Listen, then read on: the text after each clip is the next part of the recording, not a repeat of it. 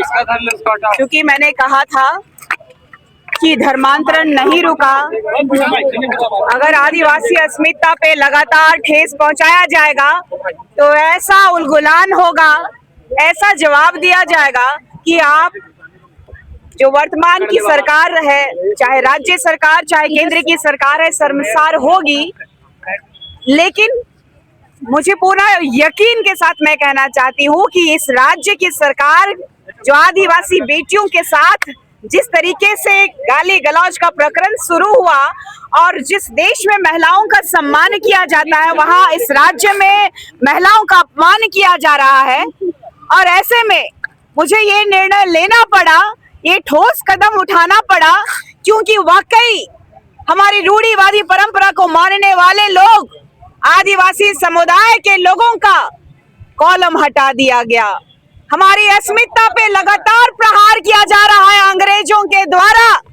जो भारत देश में ईसाई धर्म का प्रचार प्रसार जोर शोर से हुआ, लेकिन हमारे झारखंड राज्य में मिशनरियों का मिशन लगातार, आप देखिएगा कि चंगाई के माध्यम से कभी किसी का पैर टूट जाता है तो वो चलने लगता है, कान में अगर सुनाई नहीं देता है तो वो सुनने लगता है, आंखें नहीं दिखती तो देखने लगता है। ऐसे अंधविश्वास के माध्यम से मिशनरियों के मिशन को, यहाँ के चर्च के दलालों के माध्यम से हमारे समाज को लगातार हानि पहुंचाई जा रही है और लगातार हमारे आरक्षणों का दुरुपयोग इन धर्मांतरित ईसाइयों के द्वारा किया जा रहा है। इस भारत देश में सभी धर्मों को मानने की आजादी है। हम सभी धर्मों का सम्मान करते हैं, हिंदू मुस्लिम सिख ईसाई सभी का।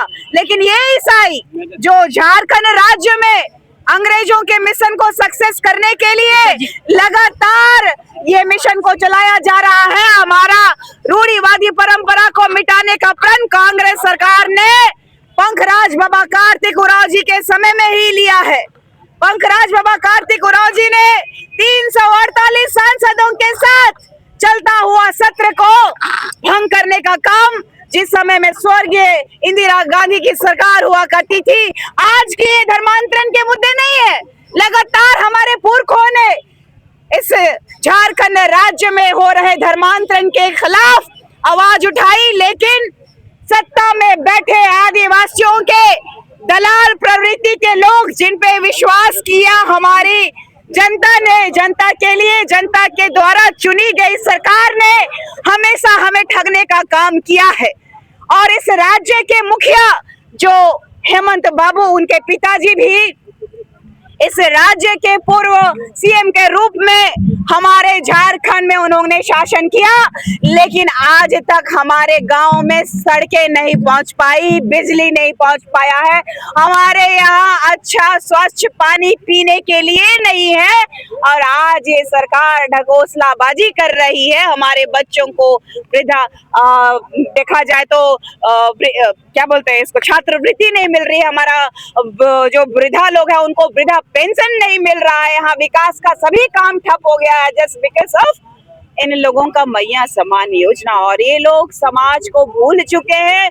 ये सरकार आदिवासी बेटा होने के बावजूद एक भी आंदोलन किए बिना अपने बाप के दम पे राज करने वाला ये झारखंडियों का दर्द को महसूस नहीं कर सकता है। इसीलिए हमने इतना बड़ा फैसला लेने का निर्णय किया कि ये आदिवासी के नाम पे कलंक है। ये झारखंड सरकार जो है 81 विधानसभा सीटों में 28 विधानसभा सीट हमारे लिए आरक्षित होने के बावजूद 10 धर्मांतरित विधायकों के दबाव में ये सरकार चल रही है। 10 धर्मांतरित ईसाई मिशनरियों के मिशन को सक्सेस करने में कामयाब रहे हैं। इसीलिए ये सरकार ईसाई और कसाई की सरकार है।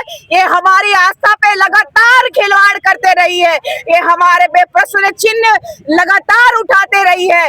आदिवासियों को इस सरकार में सिर्फ और सिर्फ नक्सल बोल करके मारा गया है। इसका जीता जागता प्रमाण सूर्य नारायण हांसदा, जो इसको फर्जी एनकाउंटर में मार दिया गया।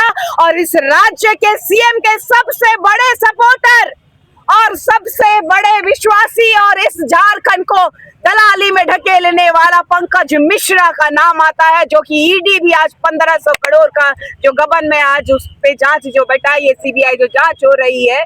तो सबसे बड़ा दुर्भाग्य का विषय है इस झारखंड राज्य में लूटो खाओ राजनीतिकरों का सरकार चल रहा है। और यहाँ के जल जंगल जमीन, यहाँ के आत्मा को, जो जमीन यहाँ की आत्मा है उसको लगातार छीनने का काम ये सरकार के द्वारा, सरकार के गुंडों के द्वारा किया जा रहा है।